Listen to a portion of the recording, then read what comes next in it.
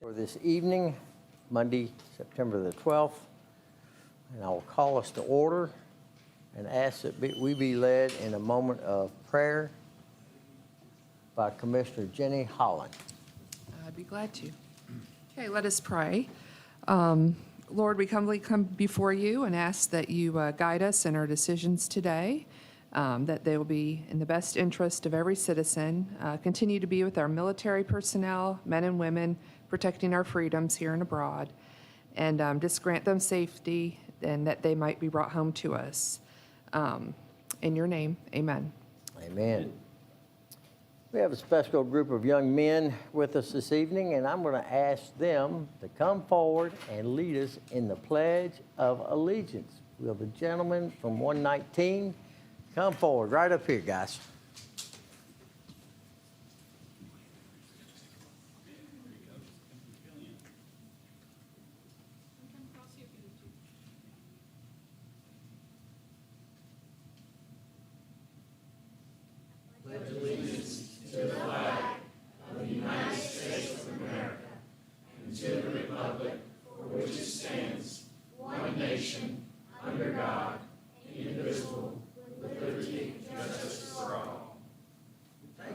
Thank you all.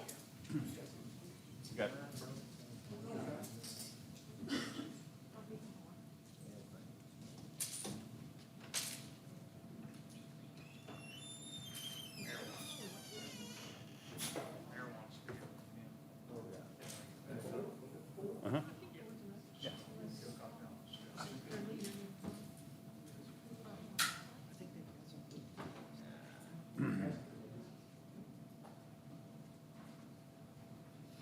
I'm going to ask you, Scoutmaster, in the interest of time, I'm going to ask you, Scoutmaster.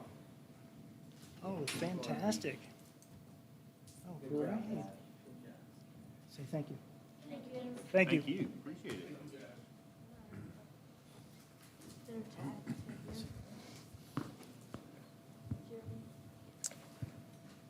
We need to make a small amendment to our agenda this evening, and after item 2, we will have a resolution, and it'll be resolution number 2209-12-10.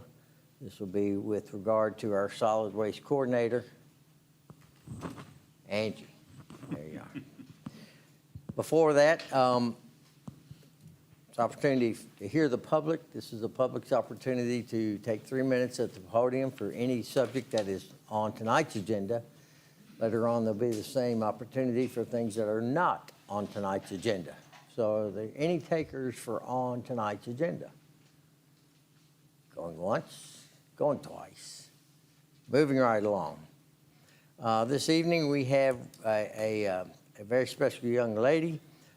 This will be, she's competing. You're either competing or you have won the National American Miss Kentucky Teen, and we wish to recognize you for doing that. Would you do us the honor of taking that microphone and telling us all about you and all about that experience?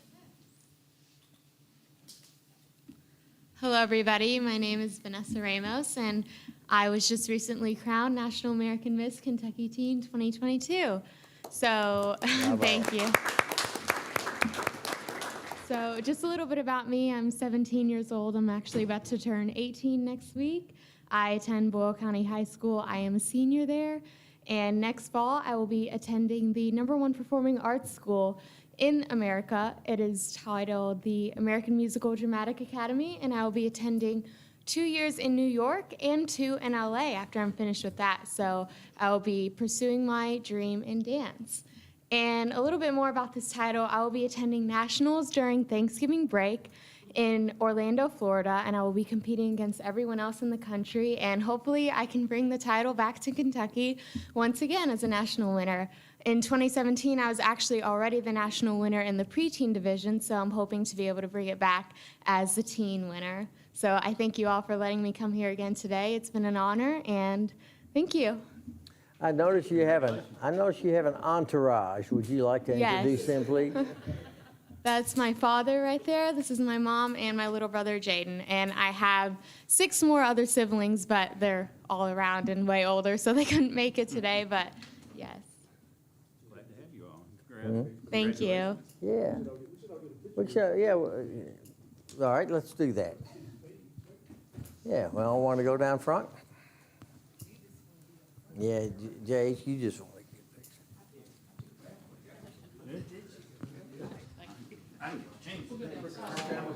I'll be the country cousin tonight. Explained it to the football. I am. I have to wear this shirt just for the record. That's right, that's right. I won't be close to that shirt.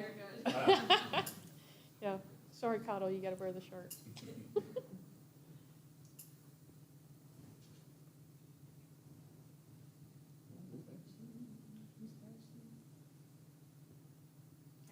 All right. Lovely.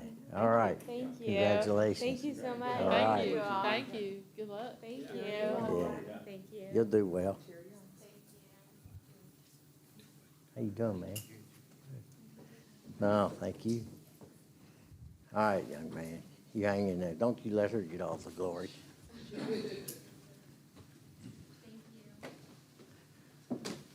Y'all have a good evening.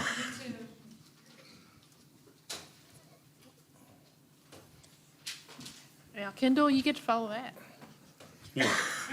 Next is a CVB update.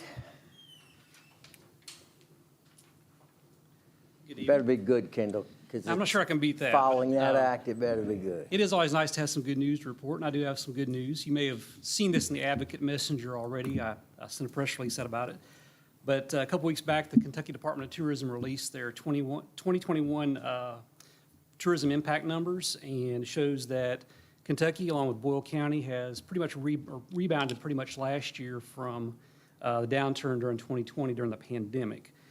Specifically, there was in Boyle County an uptick in state and local taxes for from tourism, which came in at $5.6 million.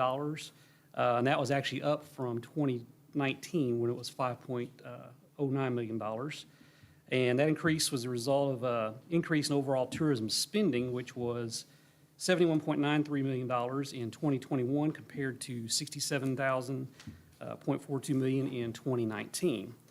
In 2021, there were 628 jobs in Boyle County dependent on tourism, which was slightly down. It was 644 in 2019, but that probably can be attributed to the difficulty employers are having finding people to fill jobs. So it's only 14 fewer jobs in 2021. So overall, good numbers, good report, and we're working right now to try to get those numbers up for next year. From all indications, high room occupancy, lots of people in town. I think we'll do as well or better this year. So when next year's numbers come out, y'all can hold me to that. Some of the efforts we have going on right now to keep the numbers strong include a campaign to promote the Perryfield Battlefield Reenactment, which is a national event since it's the 160th anniversary. So we've advertised in Kentucky Living, Kentucky Monthly, Preservation Magazine. We're also doing a currently paid Facebook campaign targeting people who are interested in history and Civil War. As of this morning, it had been shared 350 times, lots of views on that. And we're also promoting bourbon this month. It's National Bourbon Heritage Month, so we're really pushing that. We've got a lot of ads out right now with the Kentucky Department of Tourism. We've got a online campaign with them, a streaming ad on Spectrum, ads in Ohio Magazine, Indianapolis Monthly, Long Weekends, Kentucky Monthly, and Group Travel Leader. We also have a one-page ad in the Bourbon Country Guide, which is a magazine that is out throughout the year and at locations along the Bourbon Trail. Along with our advertising and marketing efforts, we've been involved in recent events like the Deaf Festival and the Goldwing Road Riders, who they've already signed on to come back next year. Really happy with their event at the showroom. And we're also helping plan for the upcoming Bourbon Chase relay race, which will be September 30th. About 4,500 runners will be in downtown Danville from early evening through probably about 11 o'clock before they head on to Stanford and then end up out at Millennium Park. Race organizers give out a Community Spirit Award each year, and I know Danville has won it in the past, and we want to get that again this year, so we're making the effort to do so. And if you have time on the 30th, please come downtown, the commission and the community as well, to interact with the runners, see what's going on. It's a good chance to put on a good face for Danville and attract these people to come back again in the future, because they're only going to be here for a couple hours, but it'll be a good time to show them what we're all about. So, thank you. Any questions? Oh, might want to make sure the judge is on hand to welcome the runners. Right. Okay. Gonna do that. Thanks. Thank you, Kendall. Next is resolution number 2209-12-10. This is with respect to solid waste. Ms. Angie, floor is yours. Good evening. Good evening. How is everybody? The resolution is actually, we're adopting the 5-year solid waste management plan. And basically, it's just what we're going to see maybe happen in the next 5 years. It's about my 4th one, and hopefully it's going to be my last one I have to do. I'm going to turn it over to Josh maybe. But if there's any questions, it's just basically, where I see solid waste and recycling going in the next 5 years. Where is that? Hopefully it keeps growing. Our recycling is growing a whole lot. We've doubled our revenue last year, so I'm just interested in cardboard's doing well. I want to see more paper. Do I hear a motion for the resolution? I'll make a motion to approve the resolution. Thank you, Commissioner Atkins. Is there a second? Second. Mr. Cottle, thank you. We are in discussion. So for the public's sake, can you tell what the plan is a little bit? As in, What's the plan? well, basically, you're just, it's, where do we see recycling going? I see the recycling growing, hopefully a new building. We still have the convenience centers. It's So- more enforcement, more ordinance, more laws. So what gets put in the recycling bin for cardboard out here on the, You those have pipes? your cardboard. That you come, have your that's part of your program. Plastics 1, plastics 2, your milk jugs is natural. Paper, I changed the way we do paper, so it is growing, but it's not growing enough. I'm more planning on educating. I've been doing that a lot. We started the Recycling Awareness Week. The last 2 years, our hazardous household waste event has been very successful. So I'm hoping that stays successful and you keep collecting your batteries all year, Mayor. And paint cans and everything else that needs to get out of your basement. But, we have the portable paper shredder now. I'm hoping to get that out into the communities eventually. But we had it going on Saturday during our hazardous household waste. Everybody seems to think, they have to watch everything be shredded. I don't understand that, but, that can take a while. Speaking of shredding, Mr. Coffey, did you get with Angie to talk about that as a cost-saving measure for the city? We have not done that yet. We have not had time. Okay. We have that on our list to try to follow up with this week. And I guess while we're on this subject, it's always been a little pet peeve to me that we don't have, in City Hall, we don't have dedicated trash cans in every room for recyclable. We generally do at each day. Oh, for the public? For the public, no, not necessarily, but we do have our garbage can in the back. Yeah, we've been talking about that for 8 years. We do have our recycling can in the back that's at the back. But I think it'd be wise to have that little blue can in every room where there's a trash can, there needs to be a blue can, my We do opinion. have those at our desk for paper. Yeah. Where does your paper usually go? To our recycling container in the back most of the time, yeah. It either goes in the boxes for shredding, or it goes in our blue container that you all pick up out back. I came here one time, I see DocuBit here. Is there a reason you use DocuBit? Out of curiosity? The 911 center uses that for confidential information through Lincoln CIC. Okay. Okay. I can see that one. Yeah, It's a security issue, right? right. Is now the time to ask if it's possible to talk about implementing a countywide trash collection instead of having a separate contract for the city? Talked a little bit about, and we will follow up with her on that. I think 2025 is both contracts are up, is that correct? I know counties is 2025. Right, we're talking about trying to figure out how we can deal with ours in the meantime, or speed that process up for us all. Yeah, I came under a 10-year contract, which I'm sorry, should have never been, but that's Right. the way it Well, was. There's lots of issues there, that's There's why a we, lot of issues. a lot that's of why we need to issues. get it straightened out. Yeah. So- So hopefully 2025, if not before, unless we can, everybody get brave enough to, just get rid of the contract, but I don't think that's pretty hard to do sometimes. There is a lot of logic in having a single contract countywide, one provider. There's Yes. some economy to that. There's not a lot of competition with the landfills, and so we have to figure out efficiency where we can, and that is a good spot to start from. Okay. Look forward to hearing the outcome of that conversation. Anything else? Chair will call the question. All in favor of the resolution, say aye. Aye. Opposed, like sign. Motion carries. Thank you, ma'am. Thank you all. Have a nice evening. Thank you.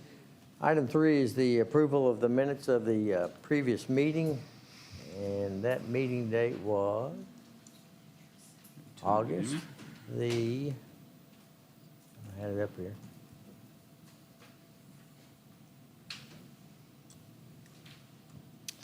August 22nd. And 9/12. Yeah, And 9/12. well, we haven't had that joint meeting. Today is 9/12. Oh, that should have been the 9/12. 2, yeah. That's what I was Okay, thinking. there you go. It Chair says will 12. entertain a motion for the approval of those two meetings. Go ahead, young lady.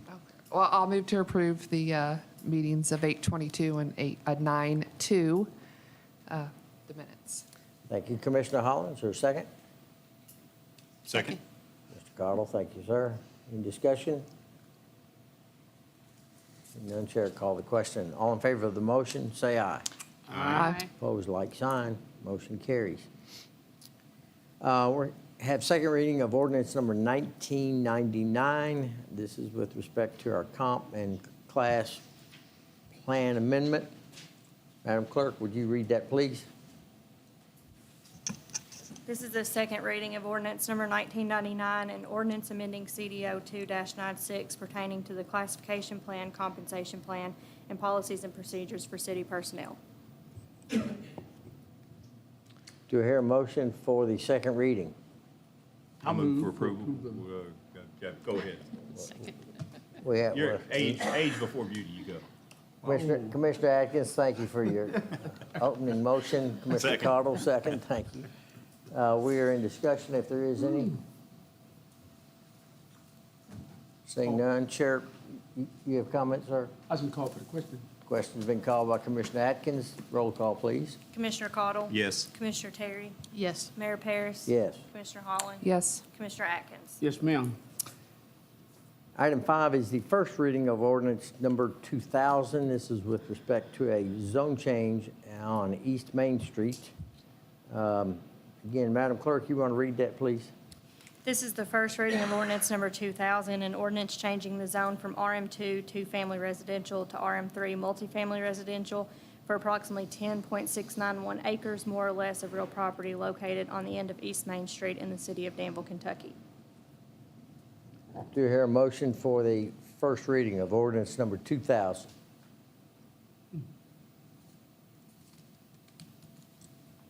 I move for approval of first reading of ordinance 2000. Thank you, Commissioner Cottle. Is there a second? Second. Commissioner Holland, thank you, ma'am. We're in discussion. Seeing none, Chair call the question. Madam Clerk? Commissioner Terry, Yes. Mayor Paris, Yes. Commissioner Holland. Yes. Commissioner Atkins, Yes, ma'am. Commissioner Cottle. Yes. Item 6 is the first reading of ordinance number 2001. This is a zone change at 1695 Lancaster Road. Madam Clerk, would you read that, please? This is the first reading of ordinance number 2001, an ordinance changing the zone from AG agriculture to LI light industrial for approximately 2.836 acres, more or less of real property located at 1695 Lancaster Road in the city of Danville. Do I hear a motion for the ordinance?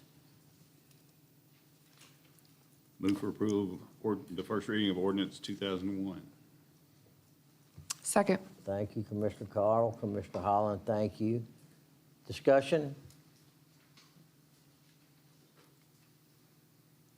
I didn't see anything in the ordinance that pertained to our conversation at the last meeting. Mayor, the conditions were updated as per your request in the motion and submitted to planning and zoning, and the conditions attached. The conditions are never a part of our ordinance, but they're submitted to the planning commission and recorded with the plat. So noted, sir. Anything else, anyone? Call the question. Roll call, please. Mayor Paris, Yes. Commissioner Holland, Yes. Commissioner Atkins. Yes, ma'am. Commissioner Cottle, Yes. Commissioner Terry. Yes. Item 7 is our meeting report from our city manager, Mr. Earl Coffey. Thank you, Mayor Commissioners. We didn't really identify a lot of specific follow-up for this meeting particularly. We do have some long-term things we were working on that were mentioned at the last meeting. The focus, since we did have an extra week, has been by staff mostly administrative tasks with the realignment of various functions inside of the buildings. Over time, we're refocusing on customer service, and we're working on that this week particularly. Some of those changes we again noted. The biggest burden that has impacted our behavior in the building has just been the adjustment to monthly building. We have twice as many people walking through the building on a monthly basis, and the foot traffic through the front windows, and then with subsequent staff turnover that in the back, that has impacted our efficiency a little bit, and we want to make sure that we're quick to react to that, or not necessarily reactionary, but preventive on some of those issues. October the 21st is the date that we are steering towards for the Economic Development Symposium. We do have some of the speakers lined up and available for that date. And so long as we don't have any other opposition, we're going to be pushing towards that. So we would ask October the 21st that you would reserve that. And we'll get an agenda out in the next few days or week. What day of the week is that? That is on a Friday. Okay. Yeah. And that will be where? I'm sorry. We are going to be hosting that at CenterWorks.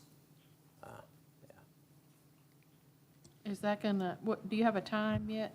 The one we did last year was 9 to 2, and that's the same range that we'll be shooting for this one. Okay. We'll be shooting for 4 organized presentations, and then 4 or 5, and then we'll serve some refreshments. So to keep somebody people says, tidied well, over. what makes this one different than the one last year? It's an update, and then it's going to have a different information. Last year was focused just on the economy as a whole and economic development tactics locally. And, we had a discussion about incentives. We won't revisit those topics, but there'll be additional information to be shared about regionalism. For example, we mentioned down below that we did, at the very bottom line there, we met with the cities around us last week. You were included on that. And we brought Lebanon here, Springfield. We invited Harrodsburg. Of course, he couldn't make it.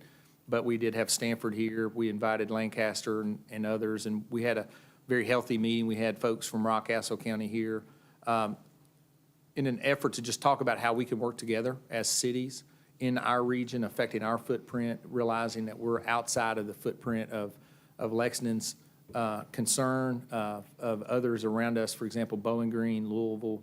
We kind of operate in the middle of central Kentucky by ourselves, and we need to lean into each other and work with each other when given the opportunity, particularly for economic development. We are relying on each other's workforce and among other things. And we're interconnected with utilities in many different ways. We're connected with resources, transportation, for example. So we want to discuss that and think about how we can open that topic up for ourselves at that symposium. So that we know that's going to be one of the subjects, and we know too, Chris Woolridge, who is the economic development lead professor for Murray State. He'll be here again and to give an update on the overall view of the economy. Last time, it was just a wake up and look at everything that happens in the economy, and we want to give an update based on what's changed with inflation and workforce and all the things that other people are doing, and just try to make us think outside of the box and get information from outside town into town. Other things we can mention, the task force for planning and zoning did get a letter out to planning and zoning addressing the intent of the order, which was to ensure their legal compliance with normal operating procedures. And so the letter outlined that. We shared that with you all. We've not had a lot of questions brought up from that, and certainly that's something that we will follow up on as administratively as staff. Do we have to lift the moratorium, or is it lifted automatically after they meet Wednesday and comply? You will have to meet. There will be another joint meeting scheduled once you have their response and their compliance with the legal requirements of KRS and the things that were not addressed or not having been addressed recently. So, Will we have a response by Wednesday? Possibly, they're meeting. yeah, they've scheduled a meeting, so we'll wait and see what their response is. The other issues are noted. The next pages I've included are just a financial update. If you'll go to the first page of the numbers, you'll see general fund at the top, which is page 3 of the PDF. General fund revenues are about 17.4% of the annual budget, which is a little bit more than the percent of the year. So they're trending a little bit ahead of schedule. Also, your operating expenses are under budget right now, so there's a positive variance in both of those categories in the general fund, as well as, without me going through every one of the details, the utility fund is your other major fund. If you'll look on page 4, midway down, utility fund has the same trend as the general fund does, producing on page 5 the general summary of all major funds being ahead of schedule on revenue by 1% of 17.64 versus 16.6, and then expenses being under budget year to date at about 13.24%. So this is a monthly report. We're going to include that in your packet, and there'll be a quarterly agenda topic at the next meeting in October, or the first meeting in October for July, August, and September. But meanwhile, we'll hand these out, and if you have any questions, you're welcome to ask. Included is the monthly summary on page 6 through 10, 6 through 8, and then the bank balances are on 9 and 10. Would note that over the last 2 years, including COVID, we have added to the fund balance of about $1 million with capital construction. That's pretty good, but we will credit staff for that. Well, 2 main factors. One, staff has done a really good job of being conservative with spending, and then in addition to that, the revenues recovered just a little bit quicker than what was anticipated from COVID. So overall, the document produces some sort of representation that we're in a good, healthy position in the current budget and then overall too. That's all I have. Do you have any questions? I think you ought to go back to the first paragraph. I think there's some interesting comments you've made there that the public ought to know. Yes, sir. We acknowledge that we had significant changes over the last year, and we are continuing to react in that. We're investing time into customer service. We've had revisions to our overall administrative system. We've peeled out and separated the utility operation off by itself. We've converted to monthly billing. That's a significant change. Again, you're dealing with the twice the number of people, twice the phone calls in any given month. Recently, as we noted in an email, what's interesting is that we in the summertime, you'll see a spike in water consumption. Really, it happens towards the second half of June through the end of July. At some point in there, your water consumption at your house spikes. What traditionally, you'll have a low month, and since we've always billed bi-monthly, you'll have a low month, May, with a higher month in June, average out to a slight increase that's not noticeable at the home, right? And the second bill of the summer is a high bill mixed in with a more average bill towards the second half of the summer. So you'll have a September bill average with a August bill, or an August bill average with a July bill. Both of those generally then are about the same. So when a homeowner looks at the bill that's being generated, they don't really see the actual spike or how much water they use in the summer is cleanly. So now that you're doing it at a higher increment, the spike is observed with a single bill, right? So folks assumed over the last couple of months that their bill was going up. In all reality, it's consumption going up. We saw a 20% increase in water sales through the summer, through the end of June, and so now that's trending back down, and actually the August bill is back down towards where the early June bill cycle looked like, or May bill cycle looked like. And so the spike does occur in the summer, and that does generate higher bills. And so folks we absorbed a high number of calls where folks were wondering what that was. And it's just simply your consumption is higher in the summer, and now you can see that because you're getting an individual monthly bill and not bi-monthly averaged out. So that's been interesting. We have had a lot of structural reorganizing that we've done over the last couple of years. You all are well aware of that, but we'll repeat it again, where we are refining the business license organization inside of our building into finance directly instead of administered through code enforcement. We've moved code enforcement into the police department.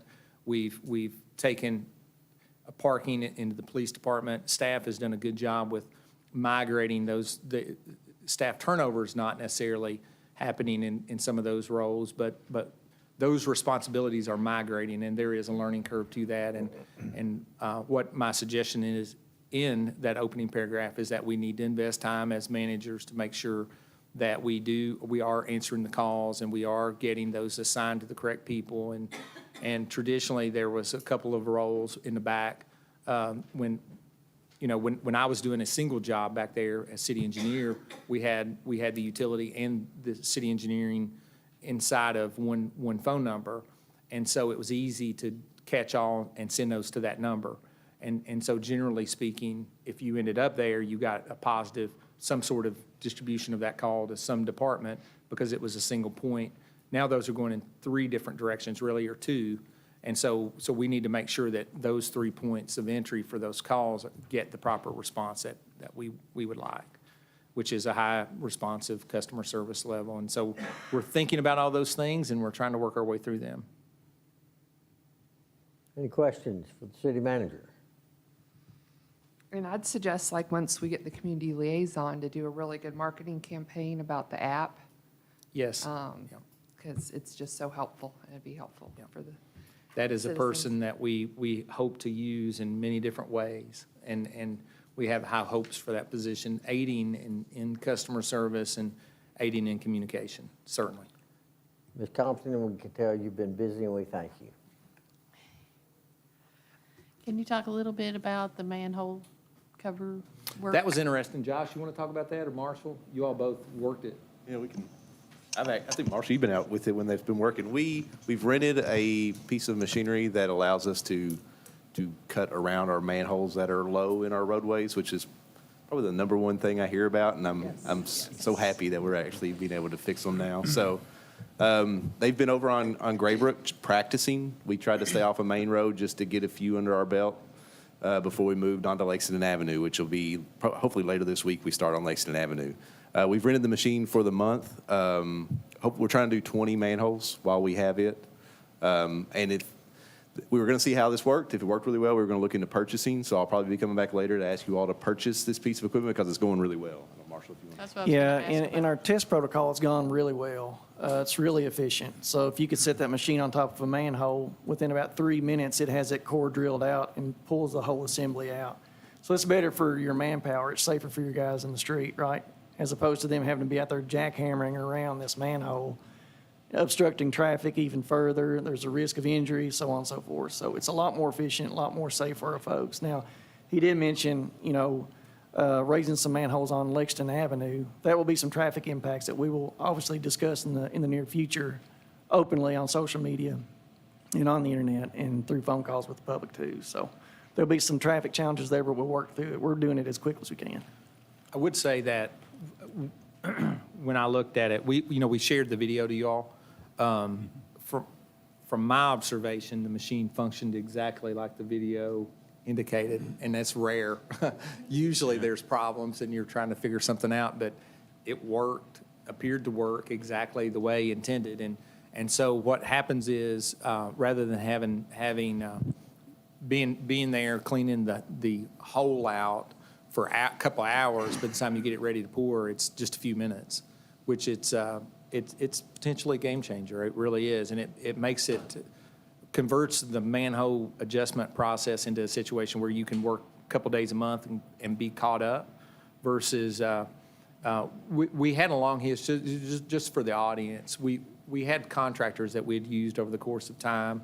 We had used staff at different times, and then as we do repaving, some utility staff, and when we had staff at the Allen Company that we had good relationships with, not that we have bad now, but just a different group of employees on both sides, we were able to keep up with things differently. And there was a time about 10 years ago where we got all the way really back to where we were in pretty decent shape.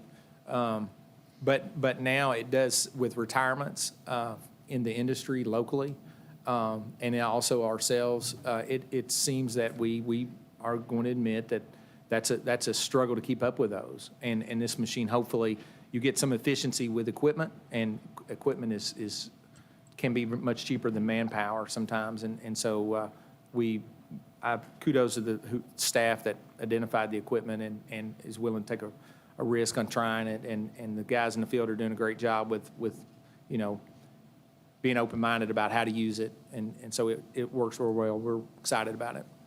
So the state will pave it, but they consider the manholes ours? The utility companies, yeah. So is this something that could happen on Main Street or some of the? Absolutely. Okay. Yeah, That was my next question. We'll was keep if- working down the list. And when we started, we were trying to contract this out, and they kind of get even more in the weeds with it. The biggest concern nowadays with contractors doing this work is traffic control.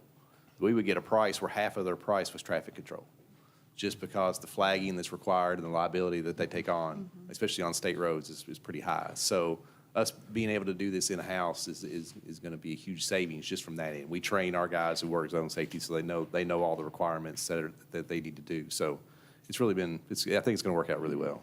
10 years ago, we were doing those for about $500 each on average. And now, the last time we were able to get a contractor, they're like $2,000 each. And so it adds up pretty quick. So we could, essentially that machine, if we purchase it, will pay for itself 10 times over. Absolutely will pay for itself. Yeah. I'm sure everyone is excited Yeah. about that. Anything else, sir? I have a Sir. question. Now, will the monthly financial go online, or, does it go on the city page for transparency, or is that just for us, or? The detail that's in your packets, it's public information, but it's for you. We will generate a more, what we'd consider more user-friendly document for online that's a little bit more digestible. Okay. There's a lot of numbers in your version, Yeah. Anything else for the city manager? Seeing none, we'll move right on into hear the public.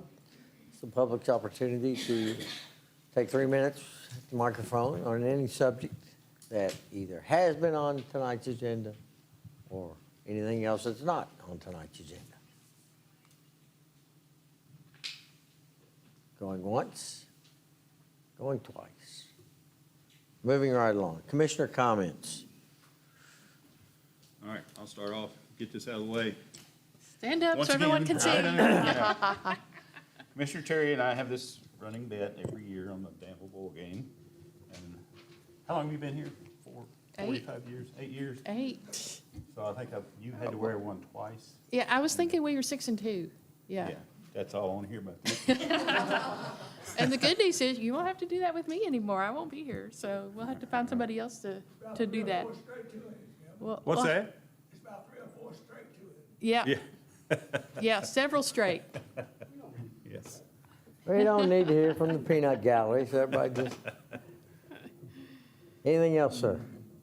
No, not for me. Anyone else? Ask about the parking that says free for 2 hours and then free after 5 that have gotten bills. And I hope we can just forgive those or recalibrate. I guess I could talk to Bridget. But it should say free for 2 hours or after 5. It sounds like the way the city is billing. Because if you park there at 4 and stay for 3 hours, you get a $5 bill. Yeah, I'm not sure. We can have somebody look at the signs to see specifically what they say. We've had a few issues like that. It's supposed to automatically not charge them if, like, for instance, if they're there at 4. And the few people that have called us, we'll just give you a refund for it. It's not a Oh, problem. good. Okay, that's all. That's all. yeah. Yeah, And I'm glad to hear that. We got it changed just, I think it was last week, where it's not going to do that anymore. If you park in there after 3 o'clock, you're not going to get it. That's your 2 hours, then you get into the after 5, so you're not going to get it. The gate will open for you, so. Good. When will we have an update from our Parks and Rec consultants? That's a good question.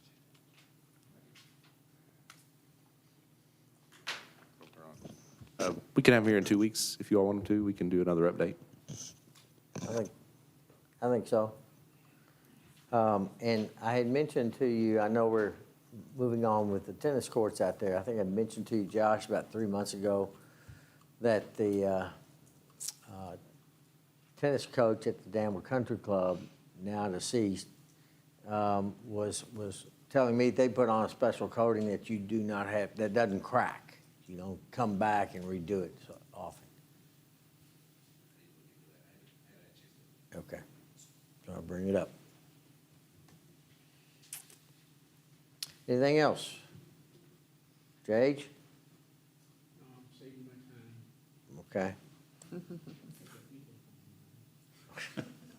We'll move right on into item 8, payment of the bills. Chair will entertain a motion. I'll have a motion to pay bills. Thank you.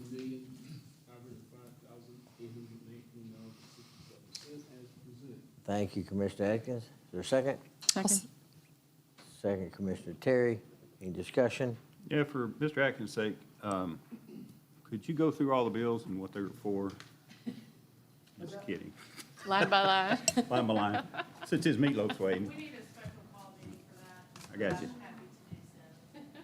I'm happy to do so. I had a question about the bills. Who do I ask? Sure. I ask Lee? Yep. Okay, so I noticed the allocations went out. Do they normally go out for Q1, which is July 1st through September 30th, like this late, or? For the allocation for the community agency. Yeah, all the agencies, yeah. So that is based, they submit a request, correct me if I'm wrong, Ashley, but they submit a request each quarter, and we are allowed one each quarter essentially. If they don't submit it, we're not gonna send it to them because, that's the minimum requirement that they have to request it. So a few of them may have, I'd have to look and see which They ones. have, so we send out their funding agreement, they have to return that before we disperse any funds to them. And we set a limit that anybody under the $2,000 mark, once they return their funding request, we automatically just send out their payment. because it's such a low amount. Now, everybody over 2,000 has to send in a request each quarter for their funds. So it's based on when they send their request? Yes. As to when it's generated? And I can give you guys an update on specifically who has requested what, with the bill list next time. We just don't normally break it out, very far, because there's a lot of things that goes into that non-departmental line of 18,750, that is not community agencies. So that may be part of it, but it's also other things. Any other questions? Call for the question. Question been called. All in favor of the motion, say aye. Aye. Opposed, like sign. Motion carries. Item 9 is hazard assistance, the City of Hazard Assistance update. Mr. Carrier.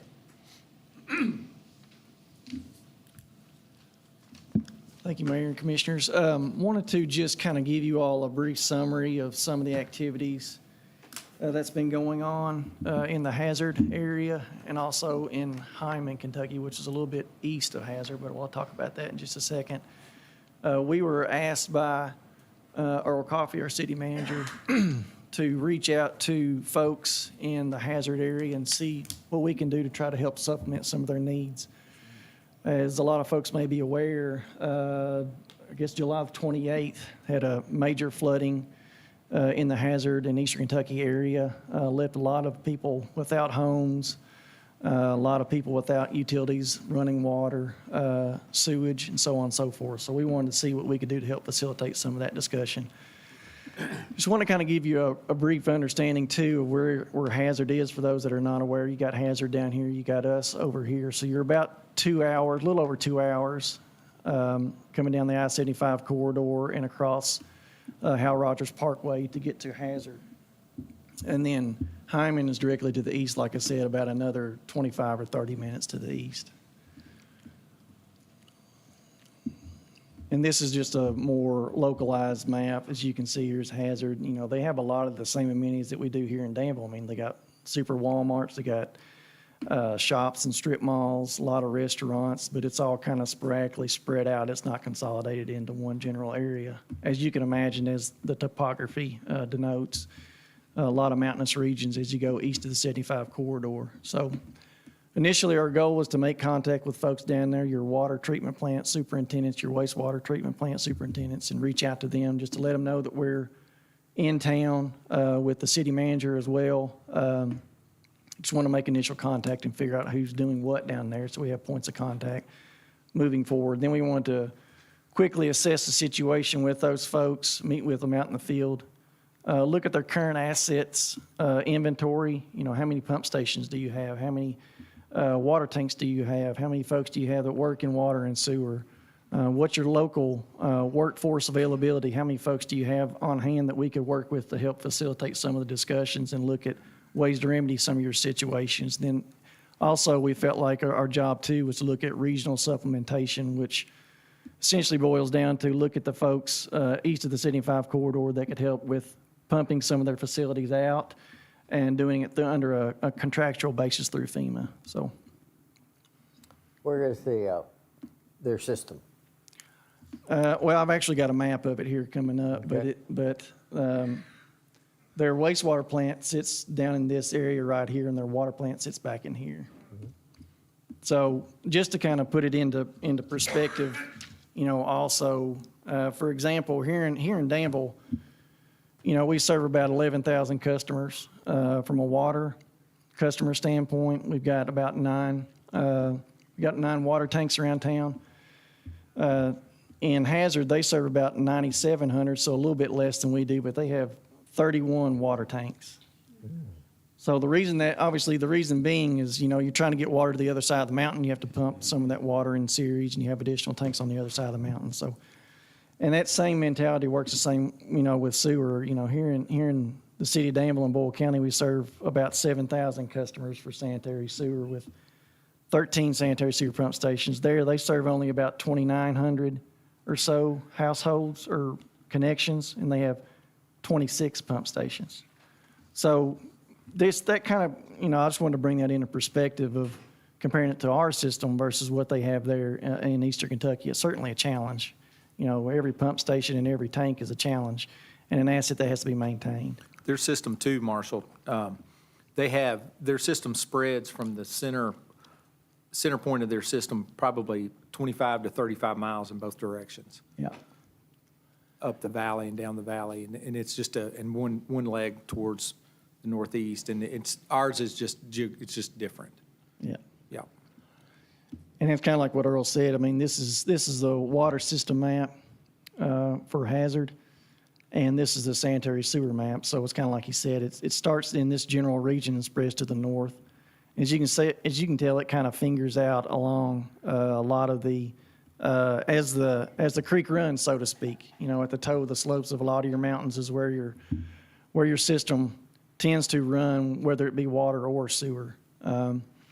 One of the immediate challenges that we noticed up front was, you know, here we are, City of Danville, we come into the situation. One of your first questions obviously is going to be, well, we'll pull your plans out. Let's see what your plans look like. That way we can know what you're talking about when you're talking about pump station X or water tank Y. Well, they didn't really have access to a lot of that information. So one of the key criteria that we identified first of all was trying to help them locate their existing system plans. So we did a little bit of research with the city manager and some of their utility personnel folks. And with the lack of digital and paper hard copies, we wanted to reach out to, there's a local design consultant there. H.A. Spalding is the name. It sits way up on a mountaintop, but able to reach out to them, and thankfully they were really helpful of providing as much of the water and sewer as-built plans that they have for the entire region. So we were able to take all that information and go up to their office, actually print out some hard copies as well, deliver a lot of that information to them so they'll have in the future, but also supplement them with over 100 water files that has all their system on it. So that way they can use it in the future, you know. So that was one thing knocked out that we want to get on the agenda first of all. So regularly, and you've seen this slide before in some other utility updates. Why is it imperative?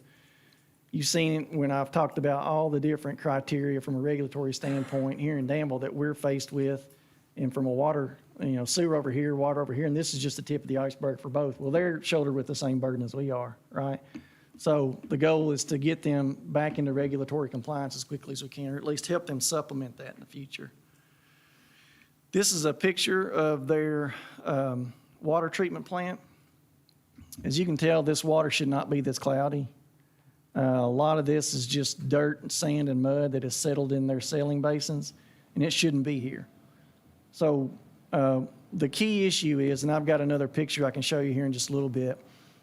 We're blessed here in Danville and Boyle County that we're drawing the water out of Lake Harrington at a very deep elevation, right? So we're not, we don't, you know, have a lot of your mud and silt and debris that gets into our raw water intake pumps. So luckily we pull out pretty clean water to begin with. They don't have that luxury here. They're nearby a stream, North Fork of the Kentucky River, I believe it is. It's very shallow, and so in a mountainous region, anytime you have a lot of high rainwater, that water turns immediately to dirty, cloudy water. Well, those raw water intakes that bring that water in to be treated immediately pulls that water up into your water treatment plant, and it deposits inside of there. So on a typical day, you'd only want about 2 or 3 feet of what we call sludge, dirt, sand, and mud in these basins.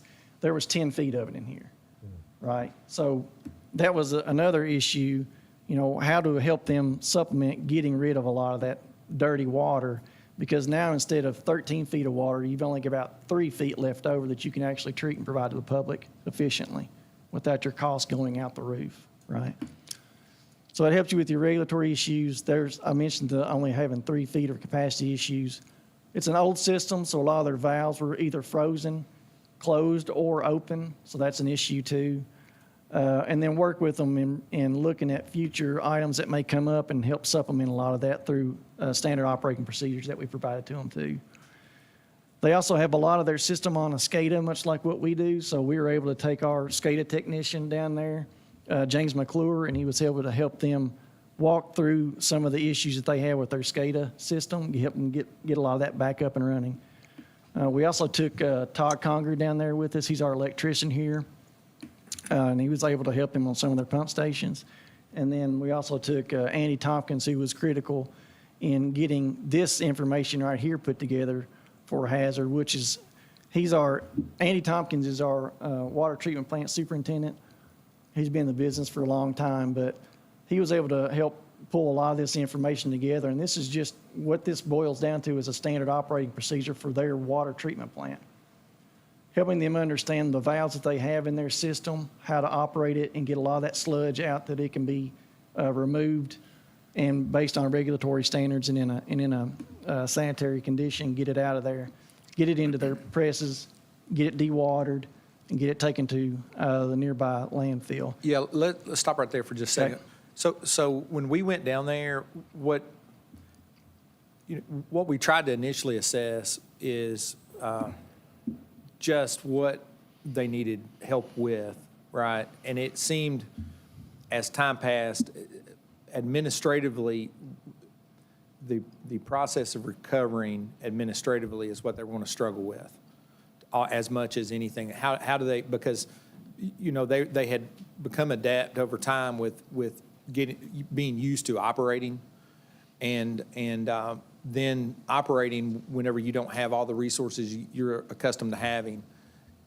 Administratively, you have to have an approach to that, right? And so that's why when we went down there, Owensboro was there, different utilities were helping in the field. Mm-hmm. And so what we centered ourselves on is how do we help them administratively organize some of their thoughts to make sure that they had a checklist going forward, the information that was helpful for them as far as what they needed to check next, not just, they knew they had issues with things, but then we were trying to help them how to organize that administratively. So when as he's describing that, understand that's where we ultimately invested our time. Go ahead, Marshall.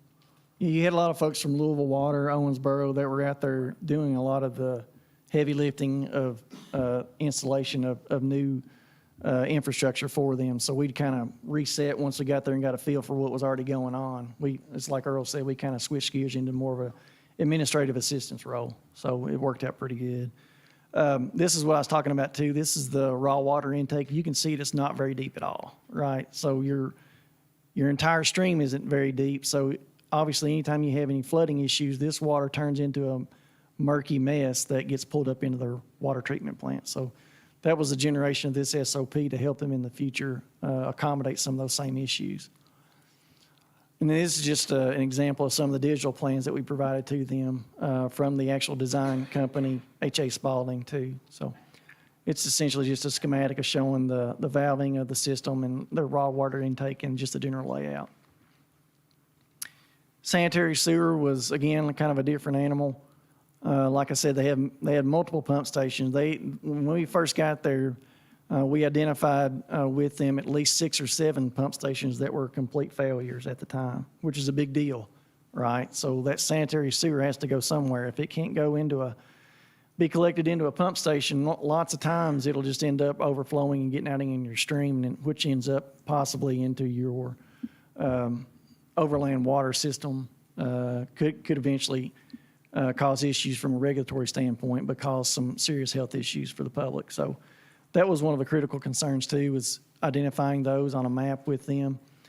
Looking at other gravity sewer line failures in the area. We had a drone do a lot of this, and I'll show you some pictures with the drone in just a second, but help them with some of the regulatory issues, get them back up and running. Capacity issues, anytime you have a pump station that goes down, obviously you have capacity issues, right? You don't have the ability to transmit a lot of that raw sewage down to your sanitary sewer treatment plant and help with the sanitary conditions overall. This is a good example.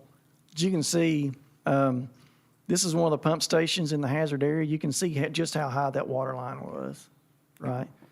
So that's probably about a 6 or 8 foot fence, so you're every bit of 6 feet, 5.5, 6 feet tall, and every bit of that was covered in water. So if you got a sewer pump station, it's a low point in that area, it's immediately taking all that water into it, but also taking all the debris into it as much as anything. A lot of your mud and silt and leaves get pulled into that same system, those pumps, and it just gums it all up to the point that it can't function. You run really either two things. You either have to immediately turn it off or you run the risk of burning your pumps up, which is not cheap at the end of the day. This is a good representation too. In talking with the folks over the years, this material is way out into here. And over time, it's just slowly eroded. And it took this particular storm just enough time that it pulled about 8 foot of material off that bank. So you only have about another 10 before you get to some of these structures and homes along the stream bank. And with any system in eastern Kentucky that is mountainous, lots of times you'll have your water and sewer that runs with your stream. So there's a 16-inch water main and a 18-inch sewer main that runs almost on top of each other in this area. So when you have all this material slough off and pull away, guess what it does? It pulls those same infrastructure away and causes some major issues. We have a drone here in town that we use quite a bit for utilities. We fly a lot of our tanks and whatnot with it, but we want to take it down there, provide it to the folks down there, and using it as an ability to cover large distances. So if they have an issue halfway up a holler that they can't access, if the road's closed for whatever reason, we could put the drone up in the air and fly it up into the holler and inspect those pump stations, water towers, whatever we need to do to help supplement their needs. And actually, we can download that video in the field to a laptop on the tailgate of a truck, open it up, and they can sit there and review that footage while we're standing there. And if they see something on that footage that we say, hey, maybe we want to go back up and see that again, immediately we just put the drone back up and go back up to that same location and take a look at it for them. Another thing, too, as you all are aware in some major crises like this, FEMA is typically a reimbursement process right on the back end of what goes down. So when we take all these videos and footage and whatnot, we provided all that information to Hazard. And that way, when they build their case with FEMA down the road, they would have a lot of that information to help supplement those conversations with FEMA for reimbursement. I had a good video on here, but it was way too big of showing the drone. We actually could fly the drone along the stream just above the waters, the height of the water, and you could view on both sides and be able to essentially give those utility folks an inside look, looking back into the roadways and into the bank of some of the issues that you could see from the stream that you couldn't see from the edge of the road or up the side of a mountain. So it was pretty cool, but it was just way too large of a file. These are some of the deliverables that I wanted to list that we got for them, that we established for them. Again, SOP for the water plant. We provided 3 different vehicle-mounted radios for communication because cell phone service was iffy at best, at times still is. That way they could have localized communication among the utility folks. Hard copy of the plan sets, preventive maintenance measures, and so on and so forth. So you can tell that we really tried to do the best that we can to try to supplement them administratively, like Earl said, as opposed to some of the folks that were already down there doing a lot of the legwork. We want to try to work behind the scenes and provide them some administrative support, not only now but in the future. This is a picture that I saw on the wall of the engineering firm that we were at up on top of the mountain there. This is 1963, and that's Hazard. So just to kind of put it in perspective, even though this was a bad flood in July of this year, 2022, lots of folks will tell you it pales to the floods that they had in 1963, which you can tell, half to 3/4 of Hazard is flooded underwater. They didn't quite get it that bad, but it was close. And they also said, the lady at the desk there said that 1957, I believe she said, was even worse than this. Those were the 2 worst floods on record. And this one, but the one that they had this year was very close. It wasn't quite to that level. So about 20 to 30 minutes to the east is Hyman, Kentucky. This area got hit a little bit harder. We wanted to reach out to Mayor Neese down there in Hyman to see if there was ways that we could help facilitate some of their needs too. From a utility standpoint, they weren't really too bad. It's a much smaller system, but it was more or less mud deposits in the roadway, culverts washed out, entire bridges washed out. and so on and so forth. It was more of an accessibility issue, especially for those folks that may live in a house that may need medical assistance or may need to be able to get in and out for medical treatment for whatever reason. So I just wanted to include some pictures of those conversations too. I mean, you can just imagine, losing everything you have, and you really only resorted to dumping it all out by the road to try to see what you can salvage.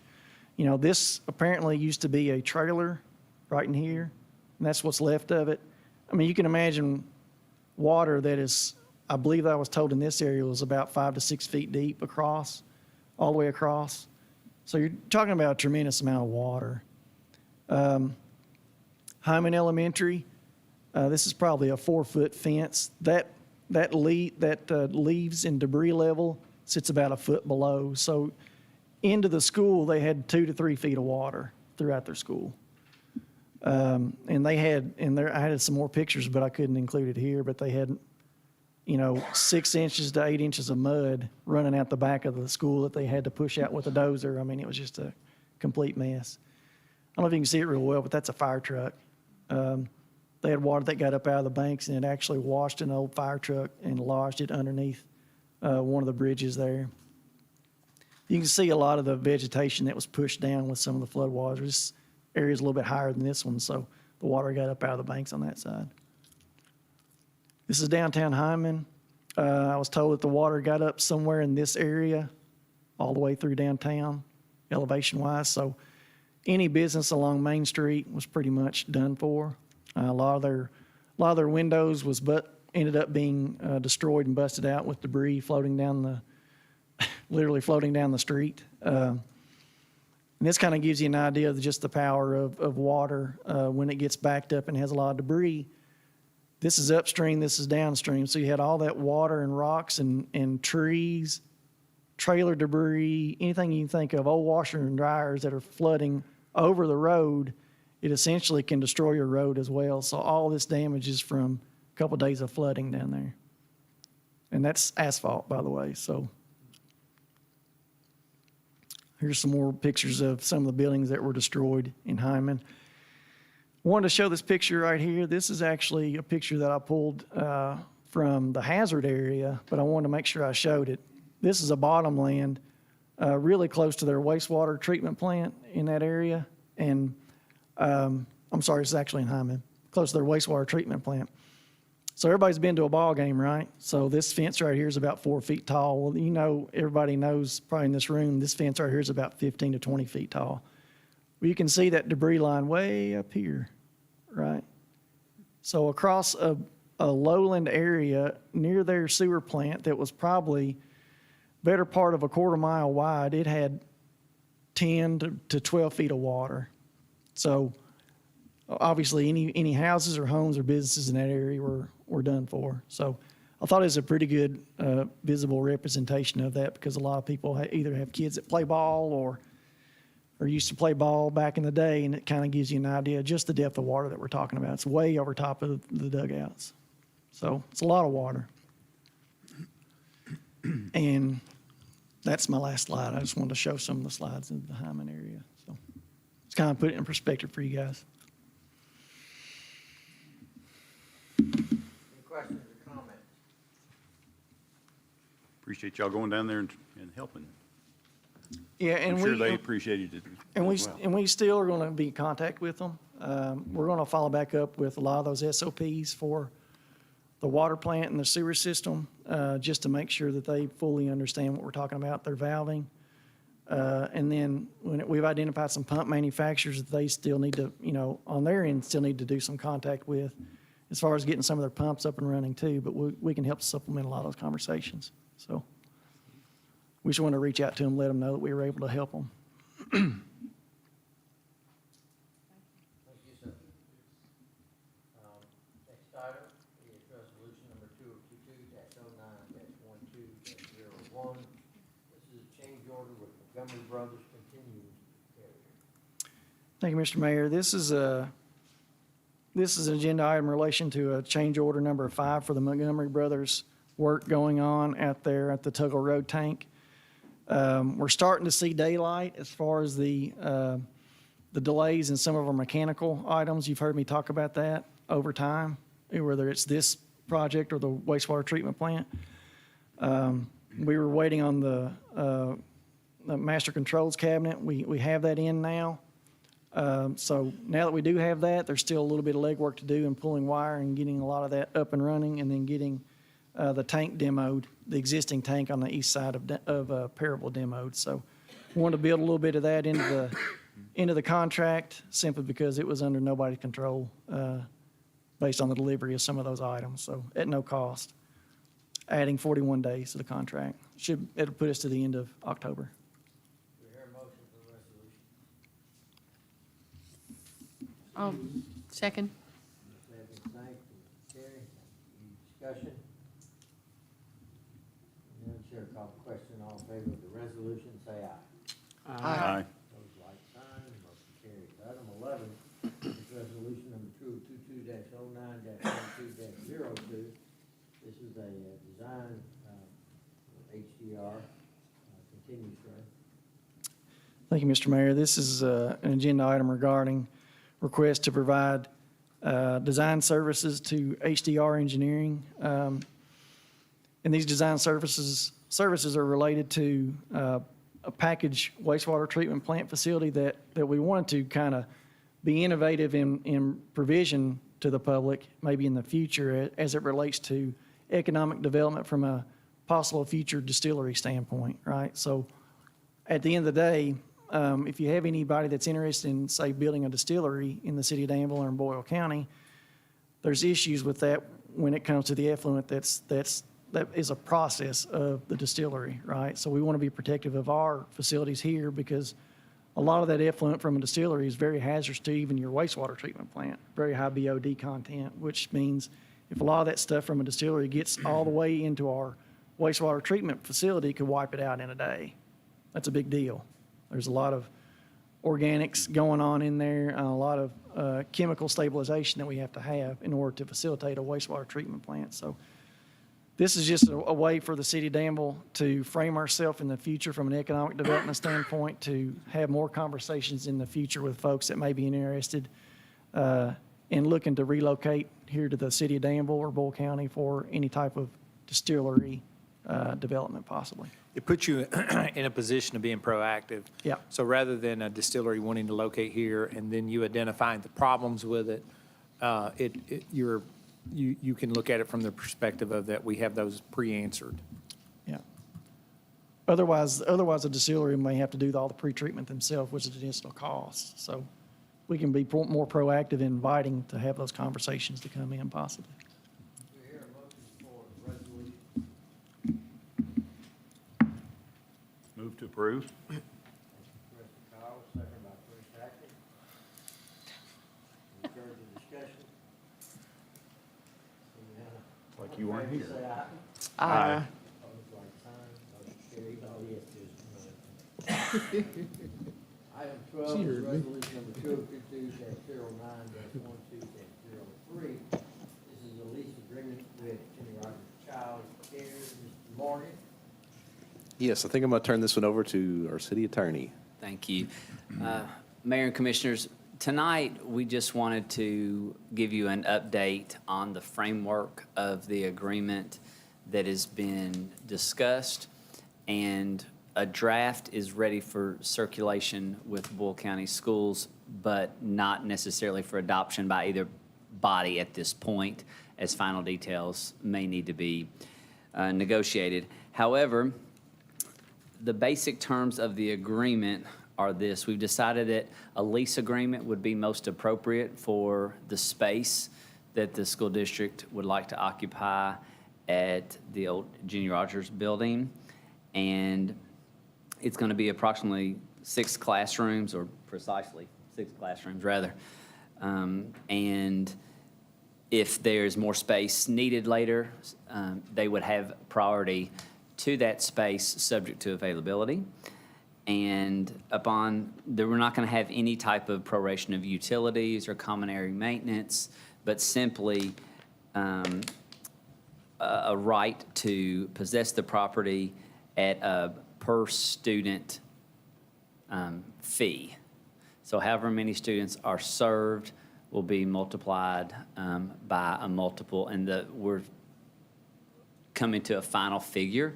And I don't have that part with me right now. I left that one on my desk, but it was in the range of $10 to $20, I believe, per student per month occupied. And so, and we're trying to make this as simple an agreement as possible, so it's not going to be one that's going to be heavily administered. That's why we're not having like common area maintenance dues or things of that nature. And also allows the city to retain ownership and large possession to utilize it for other services in the building that may be necessary. So unless there are any objections to that just out of the gate, we would anticipate having a final agreement ready for adoption at your next meeting. Do I hear a motion for the resolution? I'll move to approve Mayor, resolution. there's no resolution tonight. We just wanted to discuss it. The agenda marks it as such. However, we wanted to place the final touches on there. I believe the Board of Education meets on the 19th. We would anticipate finalizing the details of the agreement this week, and they would in fact probably take the first stab at approval at their meeting on the 19th, and then you would receive it after that. So no motion is necessary tonight. Does the next item relate to Jenny Rogers? It's a larger agreement, and Josh, you can speak to that if you wish, or I can, doesn't matter. Okay. So the next document, and again, is not before you yet, but it too will be before you at the next meeting, so no action is necessary tonight. In a desire to have collaboration of facilities, and by virtue of Millennium Park being in close proximity to the Bull County School campus, we would anticipate having a facility use agreement for shared resources, much like we have with other entities and we've utilized from time to time in the past, just to memorialize something. School districts typically have something called facility use requests, as does the city. So every time that one of either the city or the school district or others need to utilize city property or school property, it requires filling out a form, submitting it either to the Board of Education or administratively here at the city for someone to approve per event, per space. And that, due to the amount of collaboration that we anticipate, we would like to have a kind of global facility use agreement that exchanges the use of school district property for city property on certain occasions with certain priorities in place. And this is a format that could be replicated with the Danville school system, for instance, or any other entity in which we would share space, perhaps even Ephraim McDowell. Yeah, Okay. so those agencies use Parks and Rec facilities all the time. We also use their facilities. So the goal is to make that process known and above board and transparent. And so that, generally speaking, someone that wants to know why the city is in Perryville or why the school is on the tennis courts, then this agreement memorializes that so that it's understood, adding that both school districts use the facilities regularly now. It just confirms the relationship so that that's fully transparent. The goal is, so we've operated in the past generationally with just handshakes and say, well, you all can use this and we'll use this. But the problem is, as leadership turns over, people retire or move on, then details of those arrangements become fuzzy, and then the result is confusion. So it's our goal to memorialize what the relationship is, and then there be clarity despite who may or may not be in leadership. Right, so that we make sure that all the school districts are treated the same, and that there's fairness across the board in that, and so that it's a known condition. And I would imagine liability is It's- also defined. Exactly, yep. Moving right along to item 14, resolution number 2022-09-12-05. This is with respect to our bid award for de-icing salt, sir. Yes, the city, with the help of the finance department, engineering conducted a reverse auction for our salt bid for fiscal year 2023. There were 3 participants, and the resulting low bid was from Morton Salt in the amount of $104.75 per ton. That's much higher than we've seen in the past, but that was anticipated, and it's actually lower than the other salt bids I've seen recently. I've seen prices up over $120 a ton, so we were happy with that number. We'll just have to be a little more mindful of our use this year. Do I hear a motion for the resolution? I'll move for approval. Thank Second. you. Thank you, Commissioner Terry, Commissioner Cottle. Any discussion? Seeing none, Chair will call the question. All in favor of the motion, say aye. Aye. Opposed, like sign. Motion carries. Item 15 is resolution number 2022-09-12-06. This is a bid award for tennis courts earthwork. Mr. Morgan. Yes, we rebid the tennis court earthwork again, and we opened bids on September 8th, and we received only one bid from a different bidder for $615,642.42, which is actually $200,000 more than the bid we received the first time. So we are recommending to reject this bid as well.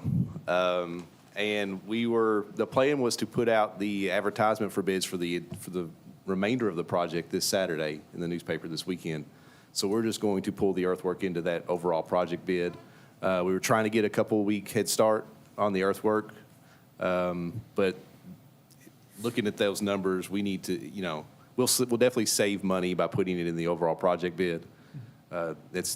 We know that will happen. Now it's just going to be a much tighter schedule, and weather becomes very important for us to be able to get this project done for the spring. Chair will entertain a motion for the resolution. So moved, and this is to reject the bid? Yes. Correct. Thank you, Commissioner Terry. Is there a second? Second. Thank you, Mr. Holland. Discussion? Seeing none, all How in much, favor? wait, no, how much dirt needs to be moved? Not this much, not $615,000 worth. And I think we had a really tight timeline on it. I think that drove some cost up. We had 5 plan holders. I thought we had 5 contractors that were interested in bidding, and a couple of them fell off the day of. A couple of them just said the timeline was just too much. So, yeah, this was a tough one. This was not what we wanted to see happen, so. We have a motion and a second. Any further comment? Chair call the question. All in favor of the motion, say aye. Aye. Opposed, like sign. Motion carries. Item 16 is resolution number 2022-09-12-07, grant application for Safe Streets. Continue, sir. Yes, we are requesting to apply for a Safe Streets for All grant through the Federal Highways Administration. This grant will go towards a Vision Zero safety plan for the city. This is a program that just introduced this year. This is the first round of funding through it. You have to have a safety plan in place to apply for implementation grants. So this first year, we'll use the funding to do the safety plan, and then hopefully next year we'll be able to apply for implementation grants. Palmer Engineering that we hired a few months ago to help us with street design, they're helping us put this application together. They've been reaching out to other entities, to the state and the Federal Highway Administration, to help us get this grant ready. And I think we have a really good chance to get this grant. There's a lot of funding available, and not a lot of cities have action plans already.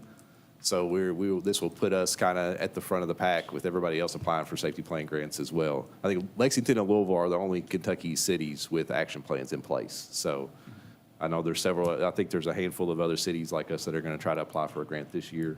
And that way, next year, we'll be able to apply for implementation grants. And the implementation grants are a $5 million minimum. So, and there's going to be a lot of money available coming out of this program next year. What are we looking for as far as, Chair will entertain a motion for the resolution. So moved. Second. Thank you, ma'am. Thank you, sir. Discussion? I didn't really define the the dollar amounts we needed, but it's a $200,000 grant, and we will be required to put $40,000 towards that as a match. So what does that 200,000 get you? The plan, but Get you the going plan. forward, what does it get you?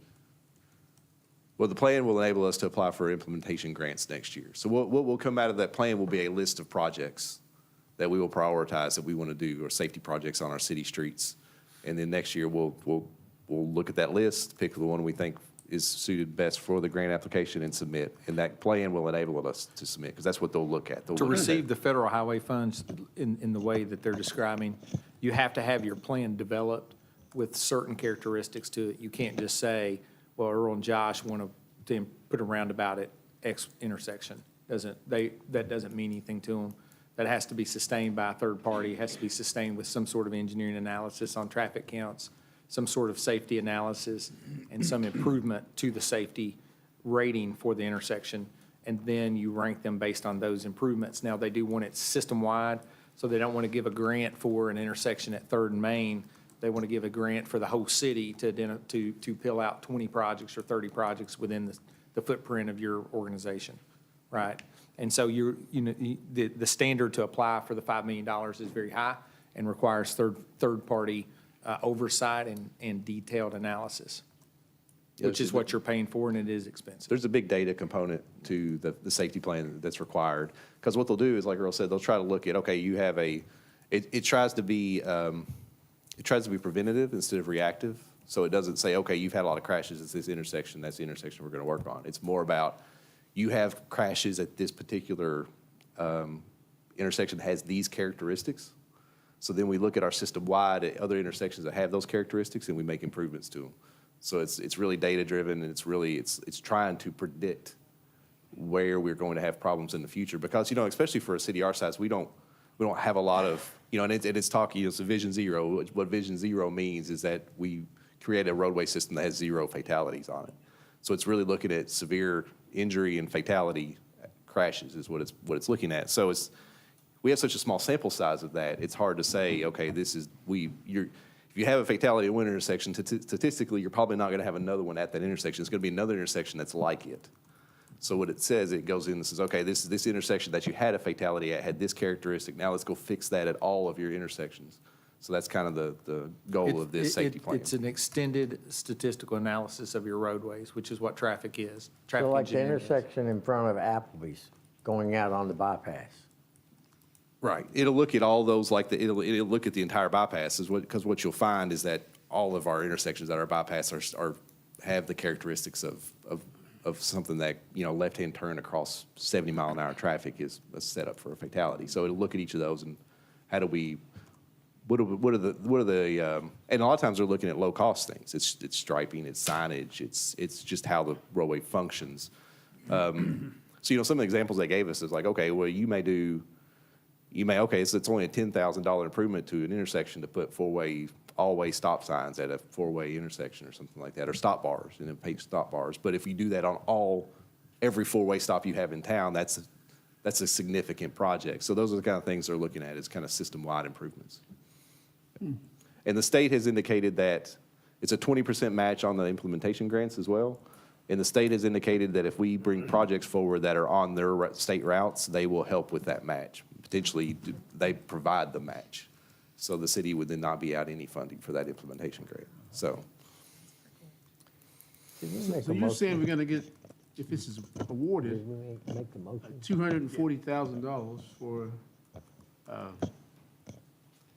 the grant, and to be a $40,000. It's actually $160,000 for the grant with the $40,000 contribution from the city for $200,000 total. All right. Total project cost is $200,000. Okay. Madam Clerk, did we have a motion and a second? Any further discussion? Seeing none, Chair will call the question. All in favor of the resolution motion, say aye. Aye. Opposed, like sign. Motion carries. Item 17, resolution number 2022-09-12-08. This is with respect to a Rotary Grant Memorandum of Understanding. Mr. Morgan. Yes, in your packet, you have a memorandum of understanding between the Danville Rotary Club and the city of Danville.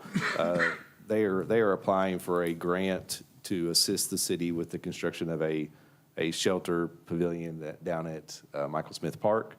And this doesn't, it's no financial obligation from the city. It's just saying that if they get the grant, that we will use it to build a shelter. Do I hear a motion for the resolution? So moved. Thank you, sir. Is there a second? Second. Thank you, ma'am. Discussion? Seeing none, Chair will call the question. All in favor of the motion, say aye. Aye. Opposed, like sign. Motion carries. Item 18 is a codes enforcement report. Hello, Ms. Lester. Good evening.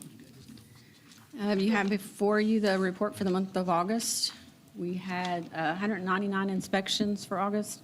We issued 47 business licenses, 72 parking citations. We assessed 28 liens and recovered 5.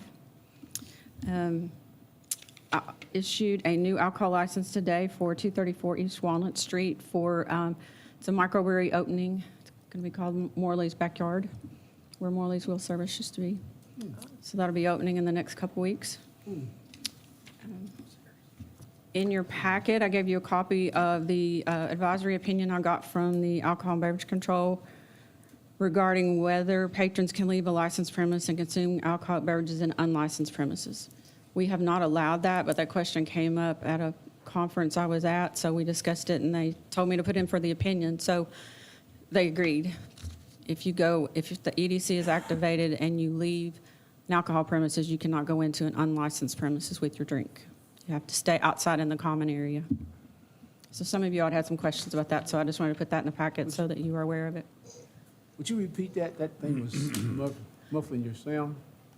I'm sorry? You said it was approved that you cannot do that, right? Yes. You cannot go out of a licensed premise and then go into an unlicensed premise. So with your alcohol, you'll need to keep that out in the common area. Okay, good. So I'll be glad to answer any questions you might have. In other words, you got to get somebody to hold your drink if you're going to go shop. Yeah, I understand. I just want to make sure I heard it right. That might change in the future, but under current rules, that's what That's what it says. they have said, so. Okay. Thank you, ma'am. Okay. Thank you. Item 19 is resolution number 2022-09-12-09. This is a contract regarding Eagle View Change Finder. Hello, Ms. Rebecca. Good afternoon. This is to contract with Eagle View. It's kind of separate from their main Eagle View. It's called Change Finder.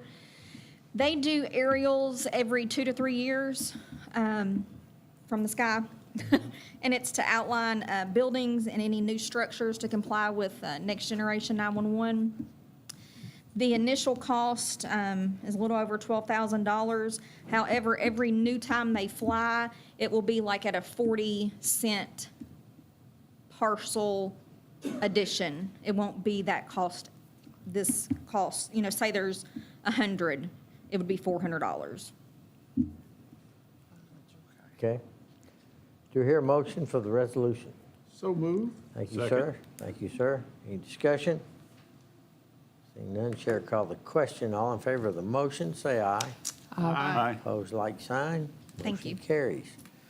That ends our normal course of business. Do we have reason for an executive session? We do, under the personnel and litigation exceptions, please. Commissioner Terry, your turn. You asked me again. Personnel and litigation? Personnel and litigation. Yes. I'll move to go into executive session for personnel matters.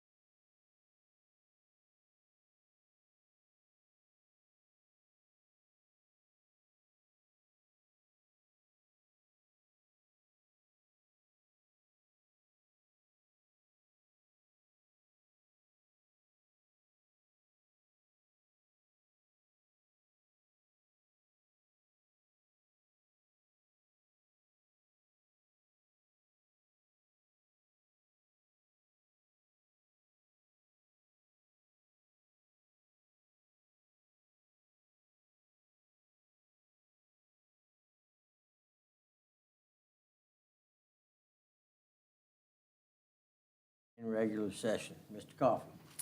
Thank you, Mayor Commissioner. Staff is recommending the hiring of Aaron Jordan to the position of Equipment Operator 3. So moved. Second. Motion's made and seconded. All in favor, say aye. Aye. Opposed, like sign. Motion carries. Anything else, sir? No, sir. Thank you all. Move we adjourn. Second. Motion's made and seconded to adjourn. Any discussion? All in favor, say aye. Aye. Have a good evening.